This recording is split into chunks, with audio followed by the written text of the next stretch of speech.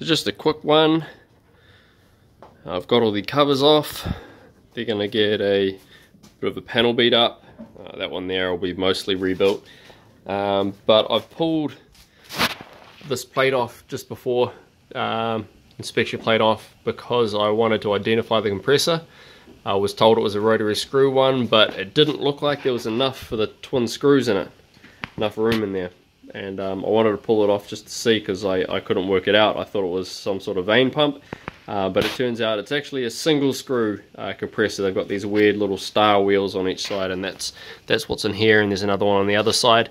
So anyone knows anything about compressors will know what I'm talking about. I didn't even know this sort of thing existed, but a bit of research today got me a little bit clued up on it. So the bearings in it feel all good. It doesn't seem like there's any play, so it should be good to go.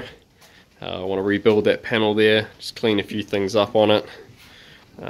That'll get a rebuild, a repaint, maybe replace those valves. But yeah, just hoping to get a bit more time. That's, like I mentioned yesterday, I need to repair all that, maybe fold up a new one, we'll see. But yeah, I just chucked it on those caster wheels to get it inside, drained some of the oil out of it. So I'll strip it down and pull everything off that frame and turn it into a trailer as I get a chance over the next few weeks.